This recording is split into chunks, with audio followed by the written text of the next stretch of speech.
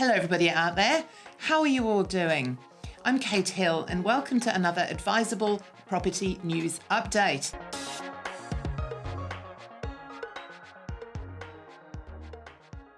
Now we do give you the best, honest, balanced commentary and content on our channel. So before we do anything else, please let me ask you to subscribe to our YouTube channel.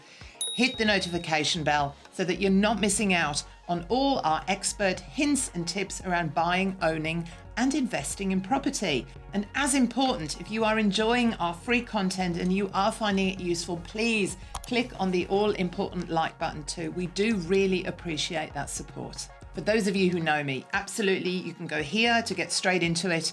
For those of you who are new to the channel, welcome. I'm so happy that you found us, and please do keep watching. To explain to you who the heck I am and what qualifies me to be sitting here talking to you about property buying and owning and investing, me and my team are professionals in property. We have been in real estate for a really long time, advising and helping people. We've seen most things happen, we've gone through cycles, and we ourselves own and invest in property. We attend auctions, we appraise, analyse and buy property. We are out there every day at the property coalface. We are also qualified property investment advisors, and there aren't many of us out there. We don't get paid by anyone to sell property, and we do genuinely care about empowering you to get the best outcomes for yourselves, and we are experts at what we do. Join me for the next few minutes and I will cover off on Sydney and Melbourne auction clearance rates surging, house prices lifting across Australia, investors abandoning inner city markets, the RBA cuts the cash rate to an unprecedented low. You can also watch one of my videos here. I've listed it in the description below to get a more in-depth discussion and the latest from the Brisbane property market. Okay, so there were 1,750 homes taken to auction across the combined capital cities this week. That's up from 1,427 from the previous week and 1,555 this time last year. Of the 1,433 results collected so far, 77% were successful, which is the highest preliminary clearance rate recorded since the week ending the 1st of March. Melbourne hosted 604 auctions, which is an increase on last week, of course. Now, traditionally, the week leading up to the Melbourne Cup sees auction volumes dip across that city. However, this year that hasn't happened to the same extent, probably due to that pent-up demand and restrictions easing. Of the 530 results collected so far this week, 75.8% have been successful.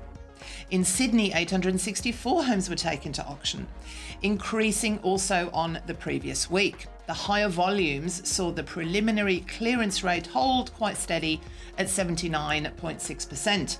It is busy out there, people, believe you me. Now, the latest price data from domain.com.au and CoreLogic shows an uplift in house prices right across Australia. Following 5 months of consistent declines in residential property values in some of those markets, CoreLogic's National Home Value Index moved back into positive month-on-month growth through October, posting a 0.4% rise. The lift in home values was quite broad, with every capital city, apart from Melbourne, for now, posting a rise in values over the month. Over the month, also, dwelling values increased by more than 1% in each of the smallest 4 capital cities, with Brisbane, Adelaide, Hobart and Canberra housing values reaching new highs. Although values were lower across Melbourne through October, the trend rate of decline has been easing since mid-September. With a drop of 0.2%, this was the smallest month-on-month drop in values since the COVID-19 related downturn started in April.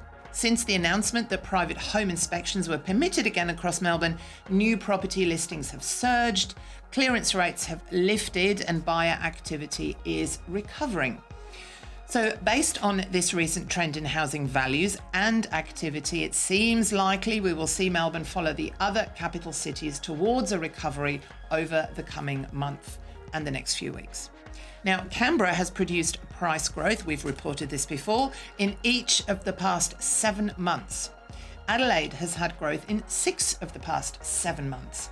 Perth, Brisbane, Darwin recorded some down months, but bounced back in August and September. Most of Australia's regional markets have had sustained growth throughout the pandemic period. We keep saying this, of course.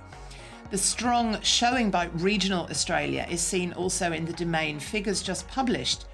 Despite the overall positive performance in the capital cities in the September quarter, the capitals were outperformed by the regional markets. Many people feeling the benefits of working from home is really only one factor helping to support regional home values. More affordable price points, lower densities, lifestyle factors are also underpinning the strength across many regional areas of the country. It's being reported that investors are leaving the inner city markets and looking to the suburbs. New data shows the number of investor loan commitments has already returned to pre-pandemic levels.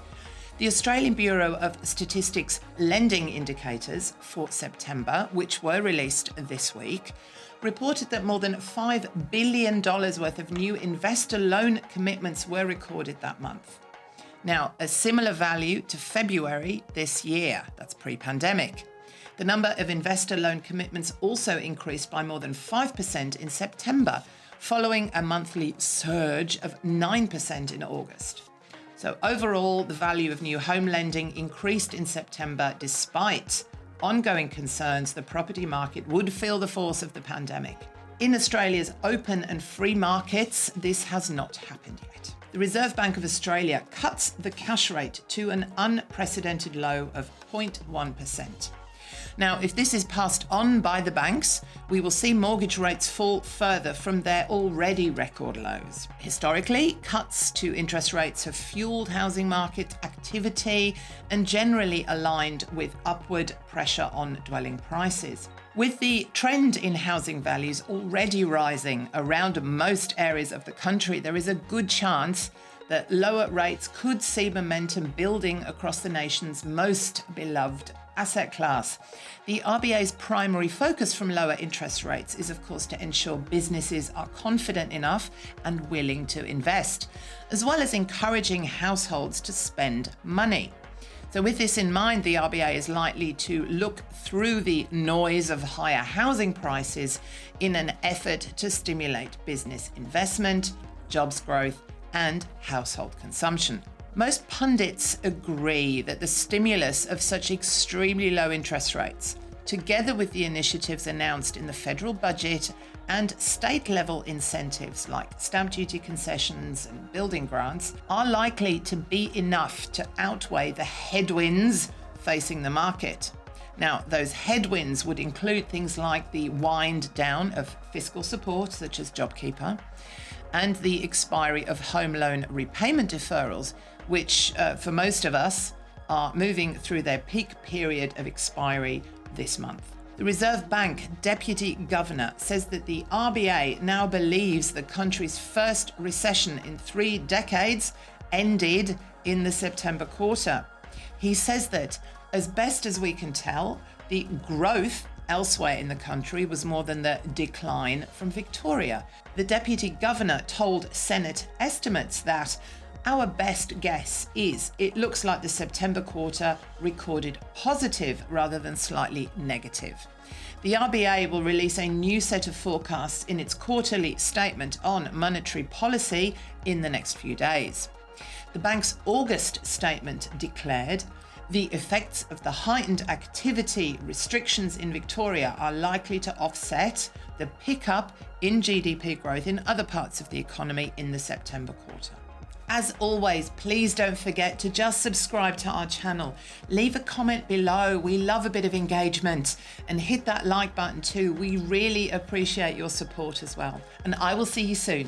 Bye.